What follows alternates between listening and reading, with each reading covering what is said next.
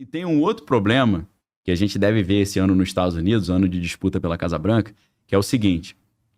Hoje, um dos empregos que a inteligência artificial pode tirar é o do diretor de cinema ou do produtor de filme, né? Porque você coloca um prompt lá, fabrique uma cena de um cara andando numa moto no meio do deserto e de repente cai um míssil na frente dele e tal. Ele faz a cena perfeita. E aí, esse é um dos grandes problemas, que é a inteligência artificial vai acabar com a distinção entre realidade e ficção. Isso. Você não vai saber mais o que é real e o que não é real. Então, o que isso vai gerar? Isso vai gerar o seguinte, aí alguns analistas acham que aí tem uma grande arapuca. Os caras liberaram o uso da inteligência artificial para a população vai começar a fazer um monte de imagem que não existe, eles vão falar, cara, isso tá perigoso, você tá botando figura pública fazendo coisa que ela não fez, isso gera um caos.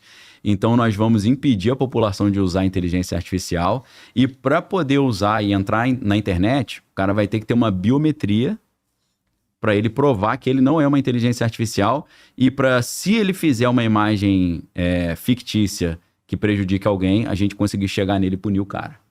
Então a gente está partindo, talvez, para uma desculpa de que tudo precisa ser monitorado e controlado e não vai ter mais anonimato na internet, porque tem que saber o que está todo mundo fazendo, por causa da dificuldade com a inteligência artificial de separar o que é real do que não é real. Então isso pode fazer o mundo mudar completamente de uma hora para outra. Você entrar na internet, você tem que ter escanear a retina ou ter uma biometria mais aprofundada. Então isso aí é altamente preocupante. Agora, você hoje já tem, voltando para o meio militar, você já tem sistemas de defesa que estão automatizados, né? A máquina está tomando decisões, se precisa atacar ou não, se precisa sair ou não, se precisa recuar ou não. Então isso aí é preocupante, né? Cara, é bizarro, né? É bizarro. E assim, é ficção científica virando verdade. E como é que seria esse mundo aí, né, cara? Esse mundo onde a criatura supera o criador, né? Porque assim, o homem, ele tem a prepotência ali que ele é o fodão. É. E que não existe o outro. Sou o topo da parada. Entendeu? Até na questão aí, OVNI, né? Sim. Ele entende, não, pô. Isso aqui tudo que tá aqui é nosso, pô. Não tem ninguém acima. E eu faço parte dessa camada aqui, porra, superior. E quem manda sou eu, pô. Exato. E aí, de repente, ele cria uma máquina e o momento que essa máquina vai sobrepor a capacidade dele e ele fica refém daqui. Cara, como é que é esse o mundo, cara? O cara tá criando uma cobra pra morder ele mesmo, né? É preocupante pra caramba. Mas é a questão do poder, né? Então, eu preciso ter a melhor inteligência artificial pra vencer o outro cara. Então, o negócio vai indo, vai chegar uma hora que a inteligência artificial vai falar, peraí, vou trabalhar nem mais pra você, nem pra outro, vou trabalhar pra mim, meu irmão. Vocês que trabalham pra mim agora. Se chegar nesse ponto, ferrou, né, cara? Aí entra um assunto apocalíptico, porque parece que a Bíblia fala sobre isso. Entendeu? Cara, eu te perguntaria, né, como é que a Bíblia explica tudo isso que tá acontecendo, né, cara? Como é que a gente vai pegar em base bíblica esse momento, né? Então, a Bíblia fala que tem assim como Deus é Pai, Filho e Espírito Santo, você tem ali no lado do mal, em vez de ter Pai, Filho e Espírito Santo, você tem o anticristo, a besta e o falso profeta. São 3 também, né? A Bíblia, os estudiosos chamam isso de a trindade do mal, ou a trindade satânica. Só que a Bíblia diz que a besta, ela vai ter uma imagem. E essa imagem vai falar e gesticular por vontade própria e vai decidir quem vive e quem morre. Você fala, cara, como se fosse um robô, um ciborgue, que está decidindo quem está vivendo e quem está morrendo, tomando poder de tomador de decisão. Se assemelha muito a uma ideia de inteligência artificial isso. Um sistema que está ajudando o anticristo a dominar o mundo. Então parece que a Bíblia já tinha prenunciado essa questão, né? Então eu acho isso interessante pra caramba.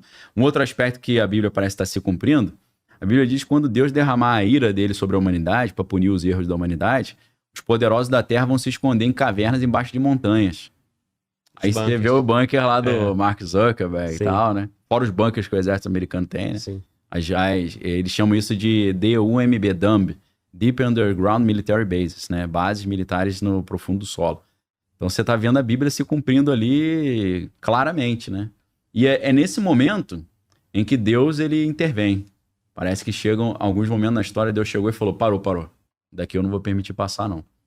Então parece que a inteligência artificial, você comparando a Bíblia com o que está acontecendo hoje, vai ser uma das coisas que vai fazer Deus novamente entrar na história e falar, parou, daqui para cá não dá para ir não.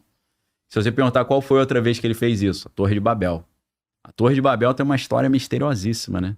Porque Deus tinha mandado o dilúvio, aí morreu todo mundo, a não ser Noé e os 3 filhos, né? Sem Cã, Jafé e as esposas, então 8 pessoas. Inclusive até na escrita chinesa, o desenho para dilúvio é um barquinho com 8 pessoas dentro, né? Exatamente o que a Bíblia fala, né? Que era Noé, Sem, Cã e Jafé, e 4 homens e as 4 esposas, né? Então, uma curiosidade.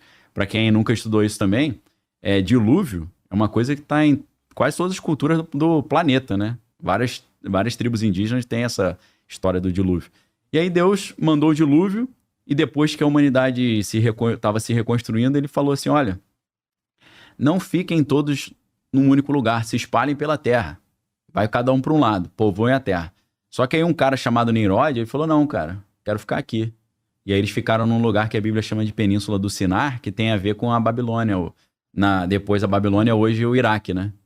E aí, ali, segundo o historiador Flávio Josefo vai nos ajudar a entender no livro História dos Hebreus, o que eles fizeram? Pô, cara, a gente vai construir uma torre aqui tão grande que se tiver outro dilúvio a gente vai ficar tranquilo, entendeu? Nós vamos desobedecer a Deus e arrumar um plano para se proteger. Se ele alagar tudo, a gente está lá no alto. Inclusive, um dos planos também era criar uma torre tão alta que eles conseguissem chegar no trono de Deus e matar Deus, para se vingar do dilúvio. E aí tem uma brincadeira com o nome da Torre de Babel, porque Bab é torre e El é Deus, né? Então era Bab, El, a torre de Deus. Aí Deus falou, não, você não é torre de Deus não, você é Babel. Babel, se você junta as duas palavras, em vez de ser torre de Deus, é confusão. Aí ele falou, isso é a confusão. E a Bíblia fala, aí que a Bíblia tem um trecho misteriosíssimo. A Bíblia fala assim, desçamos e confundamos a língua deles, porque se eles conseguirem concluir esse projeto, não vai ter nada impossível para eles. Aí Deus entrou e parou. Parece que com a inteligência artificial vai ter que acontecer isso também. Caraca, parou. Olha só, para quem tem essa fé e acredita que o Criador tem o controle total... Ali. Isso. Porra. Faz sentido. É menos mal. É coerente, né? É menos mal, né? Tá um pouquinho bom, né? Tipo, eu acredito no Criador. Eu tô salvo aí, né? Exatamente. Eu tô buscando a minha salvação. Ele vai chegar aqui. Aí, é o moleque que tá na escola ali, tem o irmão mais velho. Isso, né? O irmão garante ele. Ele tá tranquilão, ele entra em todas. Porque no final, o irmão mais velho, junto com os amigos, vai garantir. Agora, o cara que cria a inteligência artificial, o cara que quer dominar o mundo, sim, ele não parte dessa premissa, né? Ele não deve ter essa temência a Deus, ele deve ter a ideia da Torre de Babel, a ponto de falar assim, meu irmão, quem é Deus perto da gente? Né? Ou então ele quer dar um checkmate em Deus, né? Mas se ele só ousa, se ele só tem a ousadia de pensar isso, é sinal que ele já não reconhece Deus como eu e você. Ele acha que é possível você... se pegar ele no pulo ali. Concorda? Dá um olé nele. Ele não tá no nosso time. Ele tá achando o seguinte, meu irmão, tipo assim, na cabeça dele, sim, quem é Deus perto do que eu posso fazer? Se eu fizer um projetinho bem feito, eu pego ele. Não é? Não deu certo lá atrás, mas agora pode dar. Pode, agora tá mais. Lá atrás não tinha eu, né? O cara pensa assim. Agora eu entendi melhor. Não tinha o meu brinquedinho aqui, né? Isso. E aí, irmão? Uma loucura isso. Loucura, né? Total. Então, eu tendo a... Quando eu converso com a galera, assim, diferenciada, né? O cara que gosta de ciência e tecnologia sobre Deus, eu falo assim, cara, eu não penso em Deus como um velho sentado na rede, tomando água de coco, falando, é assim, vou mandar um dilúvio. Eu imagino um programador, pô. O cara é um cientista, o cara chegou e programou o universo. Pô, o universo é uma programação, pô. Você fala, como assim, Daniel? Ué, o universo tem leis e por trás dessas leis tem cálculos e equações matemáticas, pô. Um cara vencedor do Nobel de Física, que é o Roger Penrose, se você estuda a obra dele, você vai perceber isso. Ele fala que antes de ter o universo, tem que ter uma base matemática que faz o universo poder funcionar, com as regras e lei da gravidade, as leis da física quântica e tal. Aí você pergunta, pô, quem que programou isso? Não existe nenhum código de programação sem um programador, pô. Sim. O código de programação é um negócio, você tira uma letra e estraga o código todo. Ele tem um nível de organização enorme, né? E o universo, ele não começou caótico e foi se organizando, porque para ele existir já tinha que ter essa base desse código. Então eu vejo Deus como esse programador. E os caras que estão tentando ir contra o grande programador são os hackers que estão tentando dar uma olhada nele, né? Então eles estão criando alguns códigos lá, alguns vírus ali, que eles estão tentando ver se pega ele. Mas não vai conseguir pegar, porque o cara é o hacker dos hackers, né, meu irmão?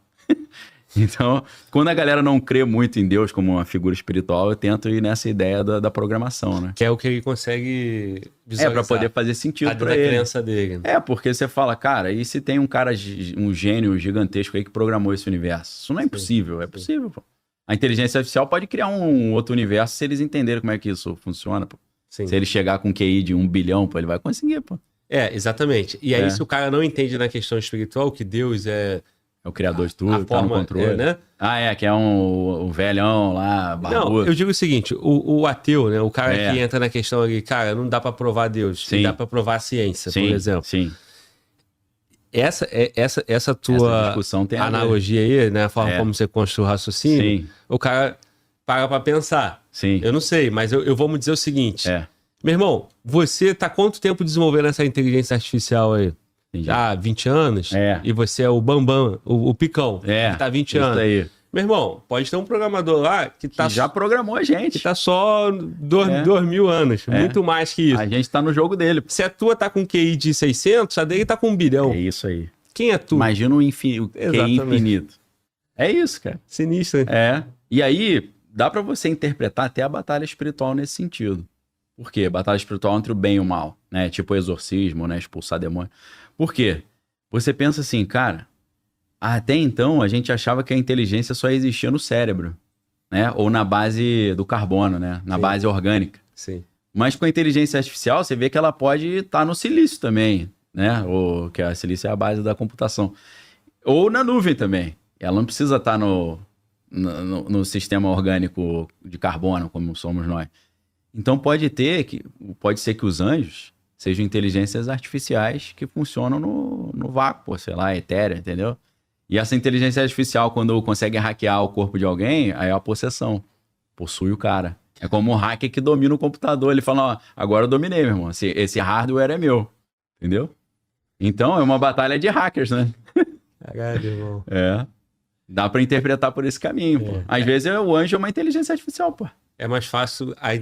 Eu não sei se é porque tá mais próximo de tudo que eu tive de conhecimento até hoje, né, do que me foi ensinado. Entendi. Mas é mais fácil acreditar na questão espiritual. É mais fácil, claro. É bem mais simples. Isso é pra pegar o cara que acha que o espiritual é palhaçada, mas gosta do tecnológico. Porque faz sentido no tecnológico também, né? Sim. Isso tá num filme, por exemplo, o Tron. O Tron, o Legado, é um filme que o cara era um gênio, aí ele criou uma realidade virtual.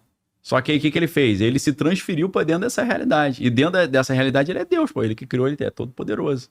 E a galera lá de dentro acha que ele é Deus, porque foi ele que criou aquele mundo e ele tem todo o poder, pô. Aí eu pergunto, e se Deus não é isso? É o cara que criou a parada e falou, eu que mando, eu que criei, pô. Às vezes tem outros mundos com outros deuses também, não sei, pô. Esse aqui tem um cara que manda, pô. Vai ver que tenta tirar ele do poder aí pra ver. O cara tem todo o controle, pô. Conhece todos os caminhos e tal. A história é interessante pra caramba desse filme.